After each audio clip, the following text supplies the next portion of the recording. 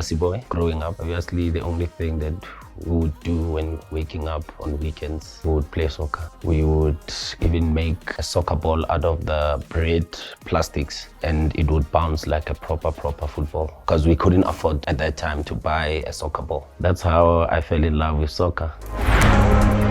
I grew up in a very big family. There's 6 of us. And obviously we just lost our younger sister. That's 5 of us left. My dad was always away working at the mines to put bread on the table for us. And my mom is the one who was playing a father figure role. They are both supportive of our careers. My dad even took time off work to bring me for trials and bought me my first pair of boots.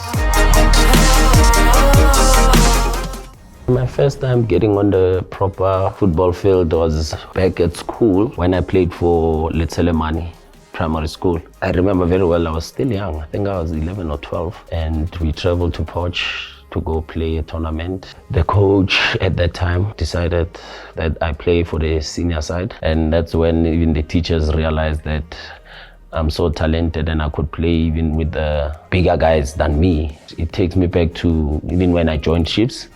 I came for under 13 trials as a center back.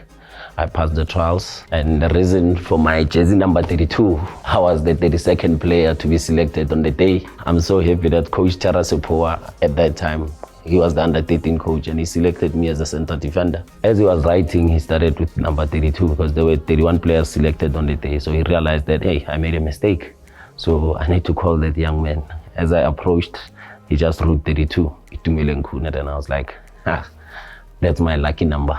When I came back for the second time, I told the coach that I want to switch positions, and from a central defender position to a striker. So playing as a striker, I remember I would run, and I used to have the sharp pains on my stomach, and every time I ran, I would always have to hold myself. The coach was like, I'm not good enough to be a striker, Coach Terra, and he was like, don't come back.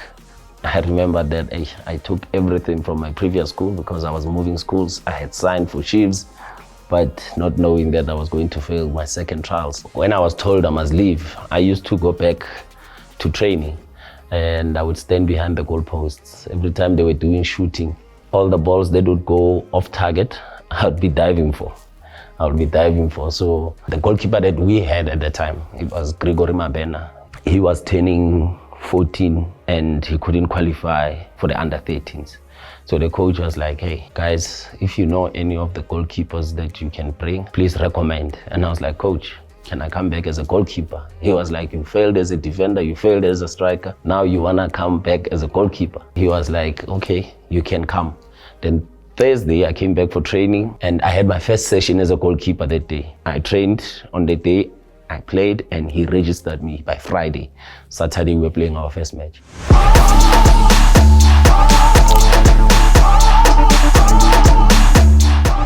My promotion happened in 2004. I remember we used to play friendlies with the first team. Obviously, best players from the academy would be chosen, was going to play with the first team.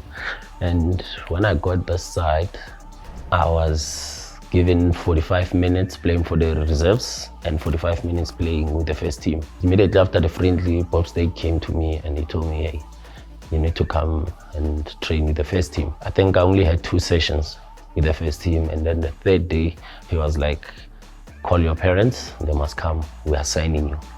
And that's how I got promoted. I remember when I got there, my first day, I was from school and I'm in my school uniform. I got there and I was like, wow, I'm changing with the likes of Afazwani, Cyril Nzama, John Shoes Mushe, Patrick Mabedi. Those are the players that I used to watch on TV. And I was like, now I'm here with them. Because I even wanted to change outside. That's how scared I was. I was signed in 2004, and I think I started playing in 2007-2008 season. In 2006, when Coach Ernst Medendorf took over, he told me that you are so good that I want to start you in the league matches. But now because you train with first team only once, it makes my decision very difficult.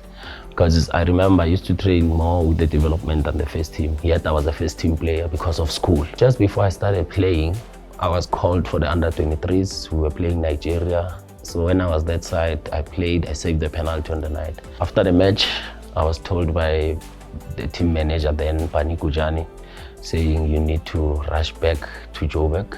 So after that game, I think I've impressed Coach Mushin, and he did watch the match. And when I got here, I was given my debut.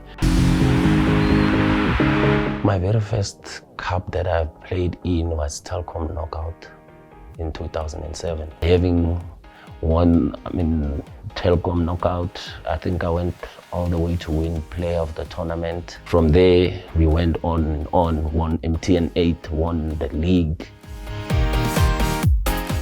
Yeah, no, I've had quite a number of injuries in my playing career. The one that scared me the most was the shoulder injury when I was out for 9 months. That was the longest and the most frustrating injury I've had. I'm glad that I'm 100% now and I'm willing to go an extra mile, fight for the club.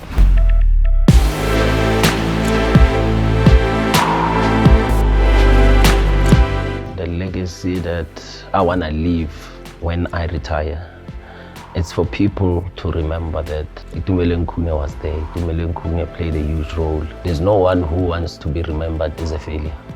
I want to be remembered having played a major part in Kaizer Chiefs winning trophies, Kaizer Chiefs dominating South African football. And I think I've played over 350 matches. And I've kept over 150, if not 200 clean sheets. I want to take every opportunity that comes my way, use it to the best of my ability, and when I retire, and knowing very well that I've given it my all.